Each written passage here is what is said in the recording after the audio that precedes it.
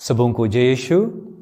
ख्रिस्त में प्रिय भाइयों और बहनों, आज माता कलीसिया प्रभु यीशु के रूपांतरण का पर्व मनाती है।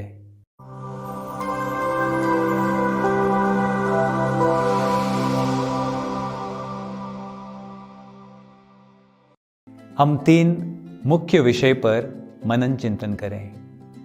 सबसे पहला, मसीह की दिव्य महिमा का प्रकाशन। प्रभु यीशु का रूपांतरण उनकी दिव्य महिमा का गहरा प्रकाशन है। पहाड़ पर प्रभु यीशु का रूप बदल जाता है।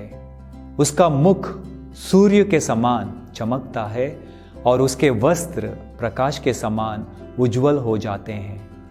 यह क्षण उस महिमा का पूर्वाभास है जिसे प्रभु यीशु अपने पुनरुत्थान के बाद पूरी तरह से प्रकट करेंगे।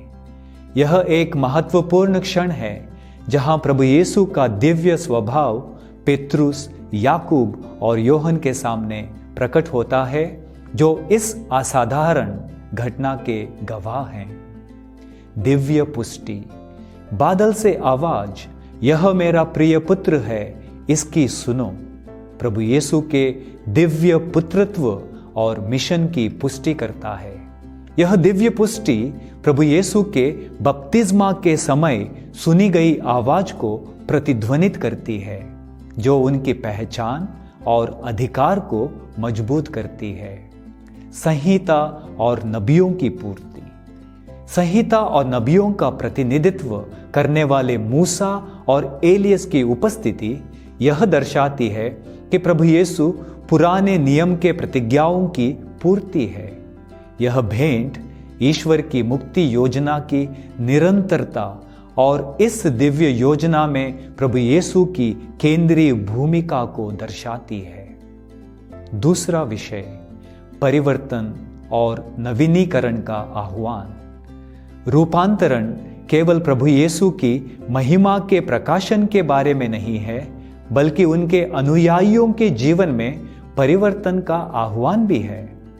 शिष्यों को प्रभु यीशु को एक नए अंदाज में देखने, उनकी दिव्य पहचान और उनके मिशन के महत्व को पहचानने के लिए आमंत्रित किया जाता है। यह आयोजन उन्हें अपने विश्वास और प्रतिबद्धता को गहरा करने की चुनौती देता है। गहरे विश्वास के लिए निमंत्रण। रूपांतरण के साक्षी बनकर शिष्यों को प्रभु यीशु में अपने विश्वास को मजबूत करने के लिए बुलाया जाता है, खासकर जब वे आगामी कष्ट और पीड़ा का सामना करते हैं। प्रभु यीशु का दर्शन उन्हें आने वाले कठिन समय के दौरान बनाए रखने, उन्हें मसीह की अंतिम जीत की याद दिलाने के लिए है। व्यक्तिगत परिवर्तन। मसीह के अनुयायियों के रूप में हमें भी आध्यात्मिक परिवर्तन से गुजरने के लिए बुलाया गया है।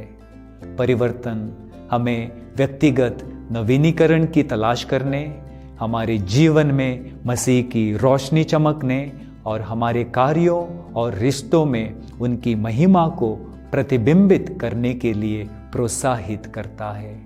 यह एक अनुस्मारक है कि हमें दुनिया के लिए प्रकाश बनने के लिए बुलाया गया है, जो ईश्वर की कृपा से परिवर्तित हो गया है।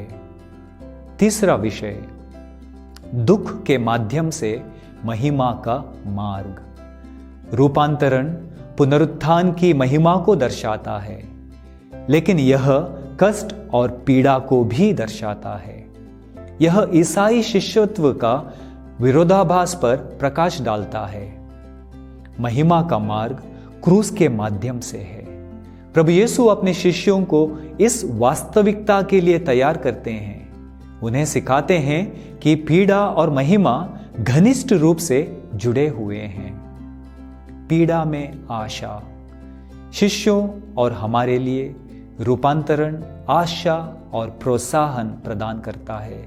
यह हमें आश्वस्त करता है कि कष्ट अंत नहीं, बल्कि शाश्वत महिमा का मार्ग है। परीक्षण और कठिनाई के क्षण में हम मसीह की महिमा के वादे और अपने स्वयं के परिवर्तन और पुनरुत्थान की आशा में ताकत पा सकते हैं। अंत में प्रभु का रूपांतरण, परिवर्तन एक गहन घटना है जो मसीह की दिव्य महिमा को प्रकट करती है, हमें व्यक्तिगत परिवर्तन के लिए बुलाती है और हमें इस वास्तविकता के लिए तैयार करती है कि उस महिमा के मार्ग में अक्सर पीड़ा शामिल होती है। जैसे ही हम इस रहस्य पर विचार करते हैं, आइए हम अपने विश्वास को गहरा करें, अपने जीवन में नवीनीकरण की तलाश करें और मसीह के साथ शाश्वत महिमा की आशा में जिएं। आमीन।